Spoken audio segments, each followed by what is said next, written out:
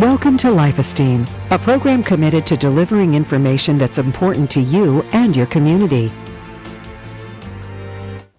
Hello, welcome to Life Esteem again. Always great to have you as a viewer. Hey, today we're going to have with us Ft.Tonya Lovelace-Davis, and she's the CEO of the Women of Color Network, and we're so glad to have her on the show. Welcome. Well, thank you so much for having me. Yes, I indeed. so appreciate this opportunity. Love this setup here. The we call them mannequins, I guess is what you call them, the heads here that represent the rainbow, really, I guess, right? Yes, the rainbow of women of color that we represent. Okay. Tell us all about the organization.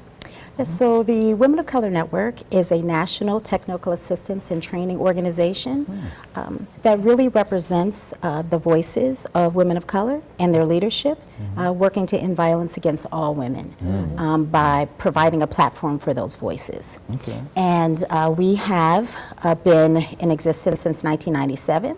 We spun off from the National Resource Center on Domestic Violence, which is also located here in Harrisburg. And so we spun off as of September 30th, 2014. So we are both a 20-year-old organization, but also in about a year and a half process now of being an independent organization. Wow. So we are celebrating many milestones and benchmarks.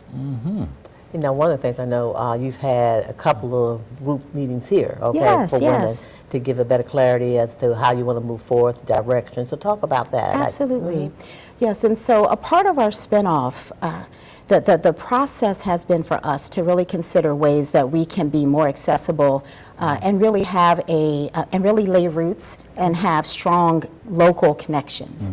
We believe that we have to stand firm where we are and to build relationships here. And so some of the ways in which we've been doing that is to have a series of community leadership roundtable discussions. The goal has been to really draw connections between the ways in which domestic and sexual violence impacts and weaves throughout other social issues, so that we can see the circular ways in which they're connected, to find ways that we can draw linkages across the work that we do, and to create a stronger web of support around domestic and sexual violence survivors, as well as their families, and as well as those that are engaging in the violence within their home as well. Give us some idea, if you can, about the magnitude of this issue for women in this area, Central Pennsylvania alone. I know you can talk about state, national, and all that, but locally, do we have a serious issue going on with women of color and women in general in terms of this kind of violence? Yeah, absolutely. You know, we do have a presence of domestic and sexual violence, and the numbers are staggering both here as well as around the country. And what we're seeing is just a pattern, really an epidemic. What we know is that 1 in 4 people will experience domestic and sexual violence of some portion, some form of their life. And the statistics here are pretty consistent with that. And what we are seeking to do is to both support and to address that specific issue around domestic violence, but also to take it a step further and to create a way in which we talk about how culture and other aspects of our lives impacts the ways in which we experience domestic violence, and the ways in which we experience sexual assault, our responses to it, and the ways in which systems also react to these issues. And a part of the work that we're doing within the Women of Color Network is to stand alongside such organizations as the YWCA and other domestic and sexual violence organizations to really consider how do we look at how African American women experience domestic violence. They experience a higher rate of homicide than any other race and gender in the community and in the country around domestic violence. And what we have found is also that tribal women, Native women experience sexual assault at greater rates than all other communities. What we found as well is that immigration and refugee challenges also impact immigrant populations, refugee populations, that there are barriers around language access, barriers around fears of calling the police, fears of deportation, and so forth. And we also know then that there are various ways in which women of color find themselves fearful of both calling the police, of reaching out to folks within their communities around this issue, and fear of reprisal. And so there's a full range of issues, and that's why I am surrounded by and try to bring representation of the various shades of women of color that experience these issues, and saying that, again, we're seeking to end violence against all women, and seeking to end violence in ways in which it operates within all of our communities, but also to ensure that we recognize the unique ways in which our communities experience it. Yeah. When you look at the different shades, okay, that represent our communities, okay, like locally, nationally, what is something that really lays heavy on your heart, Tonya, in regard to the work that you've been doing now? I remember we met several months back, okay, maybe about 5 or 6 months now. Right. And talking about your organization, and your organization nationally was in Chicago, I believe, initially? No. So for some time I was living in Ohio. Women of Color Network was located there for some time as a part of the National Resource Center. We didn't necessarily have to be located here in Harrisburg. So we were operating out of Ohio, but then found ourselves back here in Harrisburg, yes. But based on the work, and I know you have talked about and addressed this subject at the White House and various other platforms. Yes. What is it that you want the viewing community to really address and understand about the work and why important this is? What I want them to understand is how important what happens in our homes is, and the ways in which domestic violence is the foundation of all other forms of violence. That in various ways, the witnessing of domestic and sexual violence in our homes, and then just the minor ways in which and interactions that happen in interpersonal relationships and partnerships, how that weaves through and impacts all other forms of violence that we are seeing in our communities. And also to note as well that the ways in which we handle these issues within the systems creates really impacts whether or not a woman is going to call the police or whether or not they're going to seek support. When we looked at the situation around Trayvon Martin, around Freddie Gray, and the other high-profile cases, within the Women of Color Network, we started to talk about this concept of jagged justice. You know, that the justice that we experience is jagged in our communities, that often any justice that we receive is ones that we have to sort of seek for ourselves. And what our greatest concern within the Women of Color Network, and for many of the, much of the work that we're doing with women of color survivors, is noting that our concern was that they were going to be least likely to reach out for support, knowing that that is the way in which they see many men of color being treated within systems. And they don't want to be the ones that reinforce that. And they don't want to be the ones that are sending their partners off into that. Essentially, they want the violence to end. It is not a matter of, it's not a matter of really trying to often throw their partners in jail or banish them from the community. It's often just that they want the violence to end. And then to send them in systems that they believe are going to create even greater harm for them, we are less likely then to call. And the expectation is that we can handle whatever is happening in our homes, that we can take whatever kind of trauma that is happening in our homes and in our relationships and bear the brunt of that, as opposed to putting our partners in that system. And so, right? And so we are seen to be the spiritual centers in our homes. We are expected to be the foundation. And we are often then less likely to decide that we want to send our partners in there, and also then to have our children experience that. And so we really seek justice across all forms of violence. We see that there are linkages across all forms of violence. We see the historical context in which violence has happened in our communities. And domestic and sexual violence, it's not a new concept in our community. The show Roots and other things are being sort of readdressed, and you know, scenes of sexual assault, scenes of physical violence are demonstrated there. This is a long-term, long breadth of experience across Asian, African, Latin, Native, and Middle Eastern communities and multiracial communities. Absolutely. Women of Color Network is just seeking to raise awareness around that. Right. So let me ask you, so is the Women of Color Network a membership organization? Yeah, it actually Okay. it's an interesting way in which we do our work, and so yes, we do have members all around the country that are women of color advocates and activists that are doing this work on the local level and a state level and a national level, and we are seeking to have a unified platform across the country in which we raise these unique needs around our communities and really see ourselves as being the central voice, the central platform to raise these issues.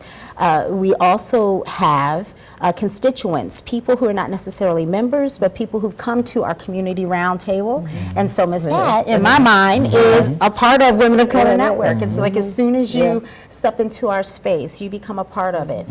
We also have really strong allies and what we call aspiring allies, people that are working on a day-to-day basis to continue to provide support both in terms of men as well as white women who really stand in solidarity with women of color and saying that that our issues are not just flash in the pan momentary issues where we're trying to deal with sort of emergency crisis cases in the moment, but that we are really seeking long-term holistic liberation within our communities. Advocacy for us is not just a one-on-one, day-by-day, or in-the-moment circumstance, but it's something that we see as ongoing work, and much of the way that you all do your work, and so that's why it's so important for us to be connected to such groups as Life Esteem Ministries. So if our viewing audience is seeing this program, they're excited about what you're talking about, how do they join the Women of Color Network? So they can come to our website and pull down our membership information. You can be a part of our community roundtable, and so you can email me at tlovelace-davis at wocninc.org, and you can also go to our website at wocninc.org as well. And there are various ways to be involved with our work. We are seeking to have a great breadth of folks who really want to stand in solidarity with our work and to help us spread the word around domestic and ending domestic and sexual violence. Good. And do you have a local office? We actually do. We are located in Startup Harrisburg, which is on 3rd Street, and that gives us an opportunity as a new organization to really be in space with other entrepreneurs and new organizations, and to really pick up on that energy that is flowing in that office, where we're all working to establish ourselves.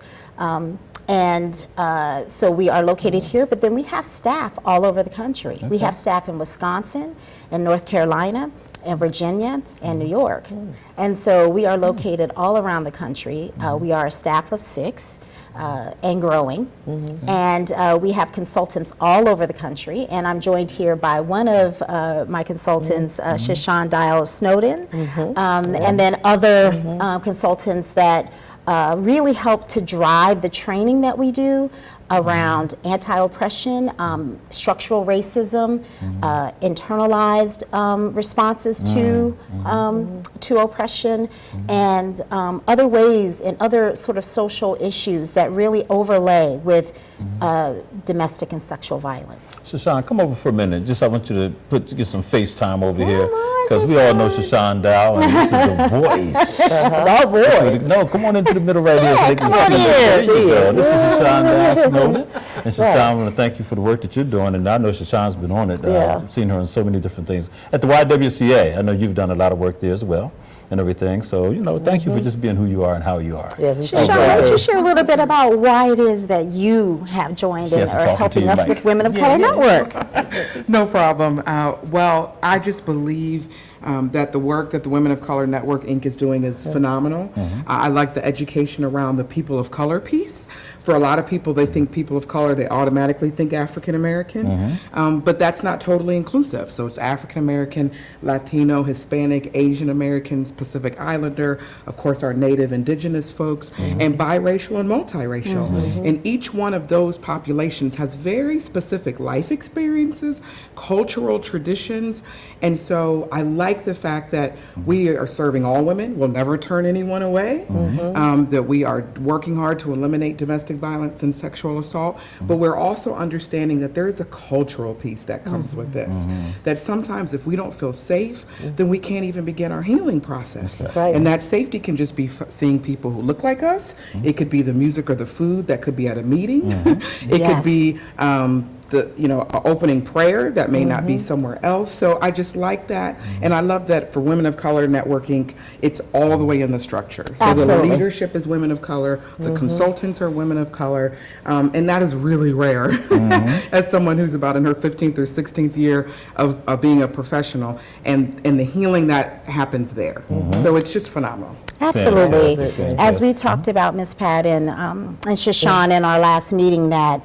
there are spaces such as support groups in which domestic and sexual violence survivors go to seek healing and seek support. And yet they may not want to be often in that space really reinforcing stereotypes that people already believe about their communities, that they already believe that they are more violent than other communities and yet are also invisible. And it's so interesting how both things can happen at the same time, that you can be both invisible as a community but also be seen as more violent than other communities. And in spaces that we create spaces where women of color survivors, women of color advocates can really talk and converse with each other and feel comfortable and safe, as Shashawn stated. And so we're excited and happy to have this platform and really excited to be here with all of you and sharing this with Harrisburg. Yes, indeed. Fantastic. And I'm so glad. Thank you, Shashawn. Shashawn does a tremendous job. And so one of the things I know for sure is that oftentimes, as you mentioned just a minute ago, though we're visible, we're invisible, especially when it comes down to those critical, concerns and issues. And folks say, well, how is that? Well, we know how it is because we just simply get marginalized. Yes. And, they think that somehow, in fact, we had the experience of a young person who went to court because she was viciously beaten by her, I won't even say significant other, by some guy, okay? And it was just very clear that's what had happened. And he was locked up. But when they went to trial and she had a jury, quote unquote, of her peers, they heard on the tape her fighting back. And because she was fighting back, they said, oh, that was just a fight. Really? No, it wasn't just a fight. She was fighting for her life. Absolutely. But we all thought, every last one of us, even the guards were there, the belly, like I said, how did that happen? This jury, that didn't look so much like her, they decided that, well, it's just a fight. And just minimize that vicious, attack on her life and how she was fighting for her life.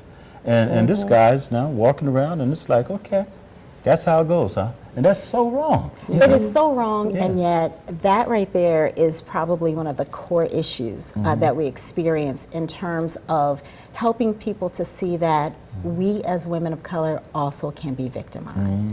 And no matter how people see us, we are often dehumanized as women. As Sojourner Truth said, we are still in that space where we're trying to say, ain't we a woman? Ain't I a woman? Right? Ain't I a woman? Just the idea that that as women that we can be victimized by our partners, but also can respond back. Many of us do. Many of us do, and I think we often do for the reasons that people don't really expect or understand.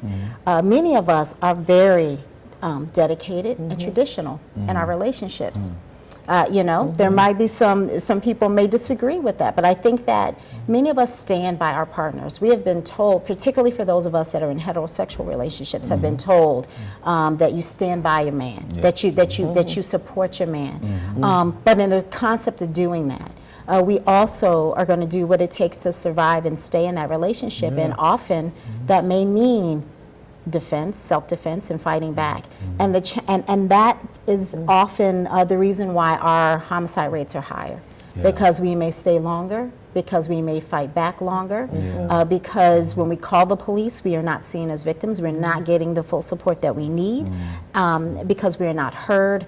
For economic challenges and economic experiences, we often stay for our children, we stay for our partner, we stay for our own survival, and for the full breadth of those reasons, we are often not seen as victims. We are not seen as typical victims or good victims, as we've often stated in our trainings. And so with the understanding of that, the stereotypes that come in to our homes from police officers that they carry, from within the criminal justice system that they carry, our voices then are often diminished. So we are both seen as more violent, and also seen as invisible, as not needing the support, as not needing the resources.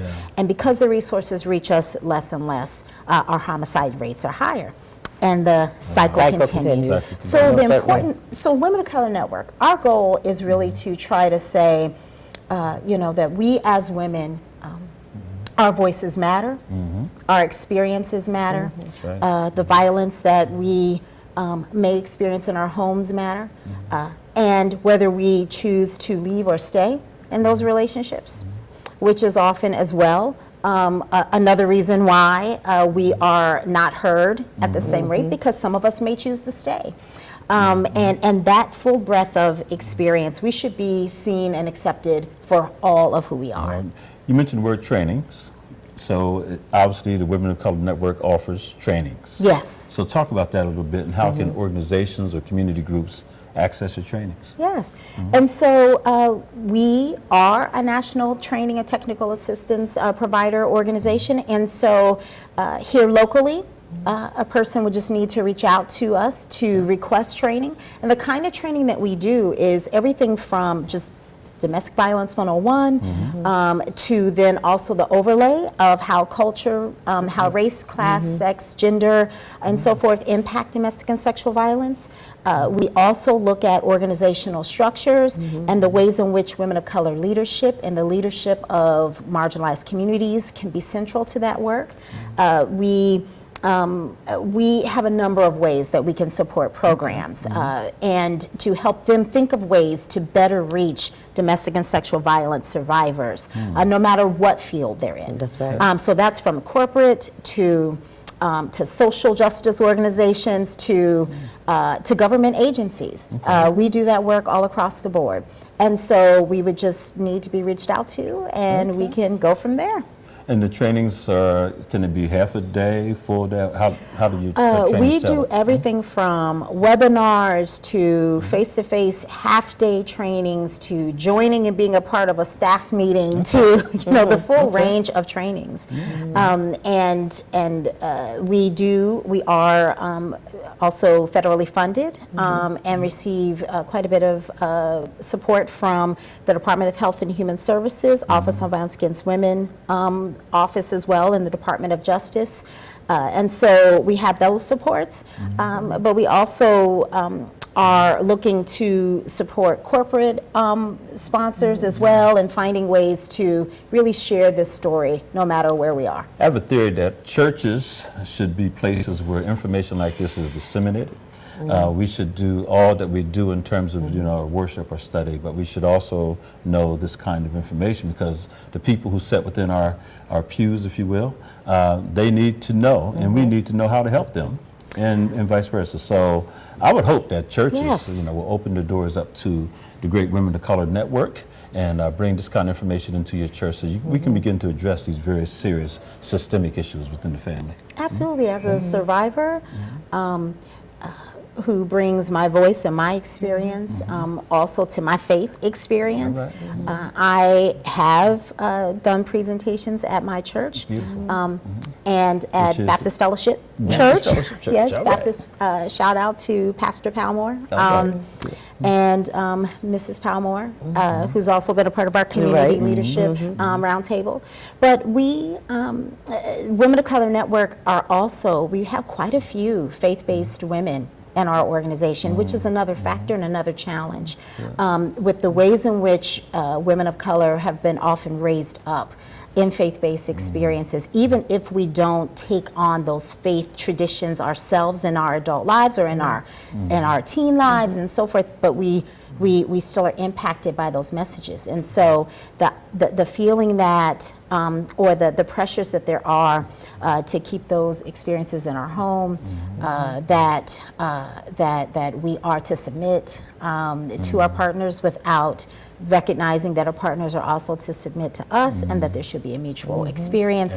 Those messages are not included often in our faith experiences. And so the women of color advocates that we work with, many of them do this training from a faith-based perspective, and that's interdenominational, whether it's Muslim faith, whether it's Jewish faith, whether it's Baptist or various forms of Christian faiths. So we have materials and ways to do those trainings as well, and actually quite enjoy that work. Fantastic, good stuff, good stuff. Well, I sure enjoy your display here because it's such a wonderful visual of how we look. Now, I'm not sure about the blue person here in the middle, but Shashawn said it's gray. Let me tell you a little bit about that. Our logo, our Women of Color Network, our logo is both purple and gray.